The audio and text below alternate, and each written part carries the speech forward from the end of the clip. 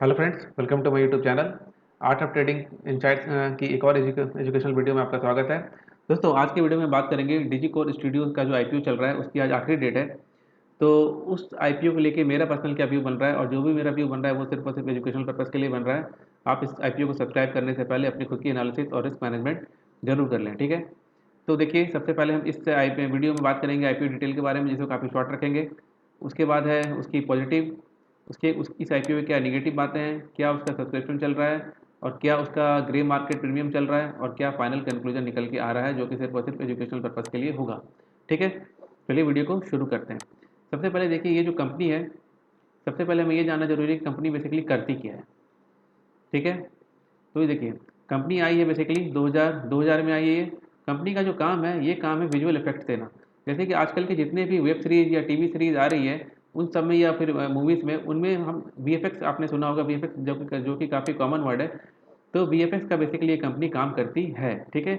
जो कि एक अच्छा मतलब सेगमेंट हम कह सकते हैं कि इस सेगमेंट में ज़्यादातर बिजनेस लोगों को मिल जाते हैं, ठीक है। उसके बाद क्या है कि इस कंपनी का जो जो मेन क्लाइंट है, जो भी इनका जो मेनली बिजनेस है, वो इंडिया, ऑस्ट्रेलिया, न्यूजीलैंड और यूएस और यूरोपियन मार्केट से आ रहा है, ठीक है। ये बात हो गई कंपनी की वर्क प्रोफाइल की, कंपनी को बिजनेस कहाँ कहाँ से मिल रहा है, ठीक है। अब हम बात कर लेते हैं आईपीओ डिटेल के बारे में, ठीक है।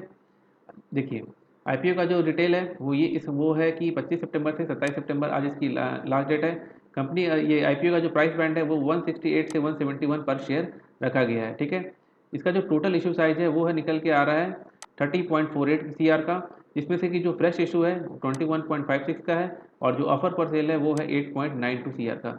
ऑफर पर सेल का मतलब ये हुआ कि इनके जो भी कुछ एग्जिस्टिंग शेयर होल्डर होंगे वो अपनी हिस्सेदारी इसमें बेचना चाह रहे हैं, ठीक है। और जो फ्रेश इशू होता है वो बेसिकली कंपनी को जाता है, ठीक है। तो ये बात हो गई इस आईपीओ के बेसिक चीज़ें। अब अगर हम बात करें आईपीओ के ओपन डेट जो है वो है 25 सितंबर और जो क्लोज है वो 27 सितंबर। अलॉटमेंट जो होगा वो 29 को होगा और जो रिफंड इनिशिएट होगा वो 3 अक्टूबर को होगा और लिस्टिंग जो है इसकी है वो 4 अक्टूबर को होगी, ओके।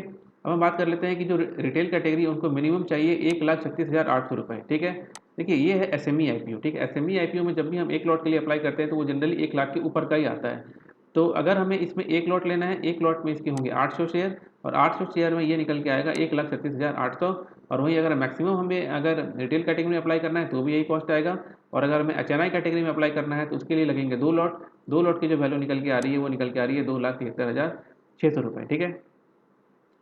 अब हम बात कर लेते हैं रिजर्वेशन की। रिजर्वेशन बहुत ही इंपॉर्टेंट होता है किसी भी आईपीओ के लिए। तो रिटेल वालों के लिए जो रिजर्वेशन निकल के आ रही है वो आ रही है 31.51% के आसपास की। तो वहीं जो क्यूआईबी कैटेगरी है उसके लिए 18% के आसपास की और जो एनआई कैटेगरी है उसके लिए आ रही है 31.51% के आसपास की। तो ये हो गई बात इसकी। अब देखिए, आईपीओ से पहले कुछ एंकर इन्वेस्टर होते हैं जो ऑलरेडी इसमें पैसा लगा चुके होते हैं, ठीक है। तो एक बार हम एंकर इन्वेस्टर की लिस्ट भी देख लेते हैं कि कौन कौन से जो वो एंकर इन्वेस्टर जिन्होंने अपने पैसे इसमें लगा रखे हैं। तो इसमें जो सबसे पहला नाम निकल के आ रहा है वो निकल के आ रहा है Rajasthan global security private limited का। और ये भी है सेंट कैपिटल फंड का और LRRT सिक्योरिटी प्राइवेट लिमिटेड। इनको भी ये हैं इनके 3 एंकर इन्वेस्टर्स। और इनको जो ऑफर प्राइस दिया गया है वो दिया गया है 171 पर शेयर, के हिसाब से। यानी कि जो आईपीओ में आ रही है वो भी करीब करीब 171 रुपीज़, जो इनका प्राइस पॉइंट था वो भी इसी के आसपास का आ रहा है, यानी 168 टू 171 पर शेयर के हिसाब से ये कॉमन पीपल को भी मिल रहा है और एंकर इन्वेस्टर को भी इसी प्राइस पे दिया गया है। चलिए, ठीक है। अब हम बात कर लेते हैं जो सबसे ज़्यादा इंपॉर्टेंट है, वो है कि कंपनी के फाइनेंशियल कैसे चल रहे हैं। कंपनी की अगर हम एसेट्स की बात करें तो कंपनी का जो एसेट्स है ये है लैक्स में, यानी कि ये अगर हम करेंगे इसको डिवाइड 100 तो ये आ जाएगा 7 करोड़। 7 करोड़ के आसपास का इसका जो है वो एसेट है 2021 में, जो कि बढ़ते बढ़ते हो गया आपका 25 करोड़ के आसपास का 30 जून 2023 तक में। वही अगर हम पैट की बात करें तो वो 1.8 लाख से बढ़ते बढ़ते हो गया है आपका 2 करोड़ के आसपास का 30 जून के आसपास, ठीक है। बहुत अच्छी बात है इसमें। अगर हम बात कर लें कंपनी के बोरिंग्स की, तो ये 3 करोड़ की इनकी बोरिंग थी 31 मार्च 2022 में, जो कि अब हो गई है 9 करोड़ के आसपास इनकी बोरिंग बढ़ते बढ़ते 30 जून 2023 को। यानी प्रॉफिट आफ्टर टैक्स जो है वो है 2.7 करोड़ का और जो टोटल बोरिंग है वो है 9.12 करोड़ की, ओके। अब देखिए, ये हो गई इनकी बोरोइंग की बात।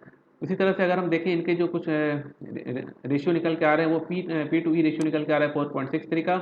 और जो मार्केट कैप है वो है 108 का और जो डेप्ट टू इक्विटी रेशियो है वो है 1.03 के आसपास का और रिटर्न ऑन नेट वर्थ जो है वो है 74.03% का, ठीक है।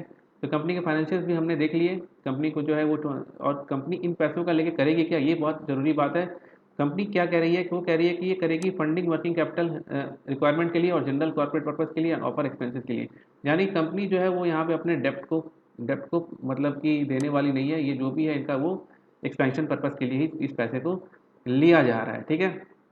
तो देखिए, ये तो बात होगी कंपनी के आईपीओ डिटेल के बारे में। अब हम बात कर लेते हैं कंपनी की क्या पॉजिटिव बातें हैं। कंपनी की जो पॉजिटिव बातें ये हैं कि कंपनी का जो सेगमेंट है वो काफ़ी अच्छा है। अभी हाल फिलहाल में ही एक इसी तरह के एक एसएमई आईपीओ आया था, वो था बेसिलिक फ्लाई स्टूडियो। उसको भी काफ़ी अच्छा रिस्पांस मिला था और उसकी भी ठीक ठाक लिस्टिंग गेन हुई थी। तो ये सेगमेंट अच्छा है। कंपनी के फाइनेंशियल्स जो हैं वो थोड़े से दिख रहे हैं कि कंपनी का जो पैट है वो थोड़ा, कंपनी की जो बोरिंग है वो बढ़ते जा रही है। बट कंपनी क्या कर रही है, इसको फर्दर एक्सपेंशन में अपना यूज़ करेगी, यानी कि वो अपना कर्जा खत्म करेगी नहीं, ठीक है। अब देखिए, अब बात कर लेते हैं कि देखिए सबसे बड़ी बात है कि ये है एसएमई आईपीओ। एसएमई आईपीओ में जो लोग नए हैं उनको मैं बता दूं, जैसे कि मेन बोर्ड आईपीओ जब हम लेते हैं तो उसमें हम कितने भी शेयर को बेच सकते हैं। जैसे कि हमारा जो खरीदते वक्त तो हमारे लॉट में ही खरीदते हैं, बट बेचते वक्त हम चाहे तो दो दो शेयर, चार शेयर जो भी है बेच सकते हैं।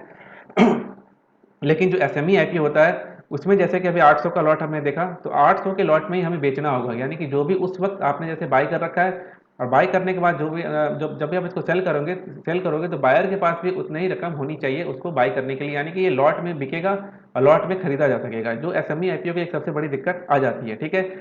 कभी कभी ये दिक्कत आती है कि लिस्टिंग गेन तो अच्छी खासी दिख जाती है, बट कभी कभी बायर नहीं मिलते। चलिए आपको एक चार्ट दिखाता हूँ सो डैट कि आपको थोड़ी बहुत इससे क्लियरिटी आएगी। ये है एक चावड़ा एसटी का जो खुला था एनएससी में, एनएससी एसएमई था, ये भी आईपीओ था। इसकी लिस्टिंग हुई है देखिए 25 सितंबर को, ठीक है, 25 सितंबर को इसकी लिस्टिंग हुई है। और ये 5 मिनट का टाइम फ्रेम है। 5 मिनट के टाइम फ्रेम पे ही देखिए यहाँ पे खुलते ही ये डाउन आया, और उसके बाद ना कोई बायर ना कोई सेलर, ठीक है। तो बस इस तरह की एक छोटी मोटी दिक्कत, इस तरह की एक दिक्कत बेसिकली कह सकते हैं कि आ जाती है कि कभी कभी एसएमई आईपीओज में बायर नहीं मिलते, ठीक है। तो ये भी आपको चीज़ें हो सकता है, ये भी चीज़ आपको हो गई क्लियर। चलिए अब देख लेते हैं कि इसके सब्सक्रिप्शन और ग्रे मार्केट प्रीमियम क्या चल रहा है, जो कि बहुत ही इंपॉर्टेंट है, ठीक है। सबसे पहले देखिए इसका जो ग्रे मार्केट प्रीमियम चल रहा है वो चल रहा है 115 रुपये के आसपास, यानी कि अगर हम बात करें तो 67.25% के आसपास की इसकी जीएमपी चल रही है, जो कि बहुत अच्छी बात है। एक अच्छा खासा जीएमपी देखने को मिल रहा है, और ये धीरे धीरे, अगर हम बात करें तो 26 तारीख को भी इसका जीएमपी 115 के आसपास ही था, फिर 25 को 120 था, यानी 120। अगर जीएमपी देखें 24 को 155 था, और फिर 24 के बाद ये 25 को हो गया 120, और फिर हो गया 115, और फिर 115 के आसपास अभी ये चल रहा है। यानी कि यानी कि जो इसका जो जीएमपी है वो परसेंटेज वाइज देखें तो 67.25% के आसपास की इसकी लिस्टिंग दिख रही है, ठीक है। अब हम बात कर लेते हैं इसके सब्सक्रिप्शन की, किस तरह का सब्सक्राइब किया है लोगों ने, सो डैट कि अगर अच्छा खासा सब्सक्रिप्शन होगा तो लिस्टिंग गेन की प्रोबेबिलिटी इसमें बनेगी, ठीक है। तो ये है, देखिए रिटेल इन्वेस्टर जो हैं उन्होंने 193.16 टाइम्स को कर लिया सब्सक्राइब। वहीं पर अगर हम क्यूआईबी कैटेगरी की बात करें तो इनका भी 9.92 के आसपास का सब्सक्रिप्शन आ चुका है। वहीं अगर हम एनआई कैटेगरी की बात करें तो वो भी 82.51 टाइम्स के आसपास का सब्सक्रिप्शन देखने को मिल चुका है, ठीक है। तो सब्सक्रिप्शन वाइज भी ये पूरी तरह से ओवर सब्सक्राइब है। देखिए अब फाइनल कंक्लूजन क्या बन रहा है कि देखिए सबसे पहले ये बन रहा है कि आईपीओ का जो सब्सक्रिप्शन है वो अच्छा है, कंपनी का जो सेगमेंट है काम करने का वो अच्छा है, और अगर देखा जाए तो कंपनी की जो लिस्टिंग प्रोबेबिलिटी है वो भी बहुत अच्छी खासी नज़र आ रही है, ठीक है। तो ऐसे केस में जिनके पास अभी बहुत सारे आईपीओ वगैरह आए हुए थे, ठीक है, कुछ लोगों को इसमें बम्पर प्रॉफिट हुआ होगा, तो प्रॉफिट के पैसों को इसमें लगाना ये एक अच्छी बात हो सकती है। बट जो नए वो हैं इन्वेस्टर हैं, वो अगर इसमें पैसे लगाएंगे, क्योंकि एसएमई आईपी है तो वो थोड़ा सा एक रिस्की प्लेटफॉर्म, वो एक थोड़ा सा रिस्की हो सकता है, ठीक है। बट एक बात याद रखिए कि हर एसएमई आईपीओ खराब नहीं होता और हर मेन बोर्ड आईपीओ अच्छा नहीं होता, ठीक है। तो इसमें जो भी आप देखें, अपना जो भी रिस्क रिस्क मैनेजमेंट है उसके हिसाब से आपको जो सही लगे वो आप कीजिएगा। इस वीडियो को देख के आपको क्या व्यू बन रहा है वो मुझे कमेंट करके ज़रूर बताइएगा, ठीक है दोस्तों। तो उम्मीद करता हूँ ये वीडियो आपको अच्छी लगी होगी, और वीडियो अगर अच्छी लगी होगी तो चैनल को सब्सक्राइब कर लीजिएगा और वीडियो को लाइक कर दीजिएगा, ठीक है। मिलते हैं अगले वीडियो में, थैंक यू।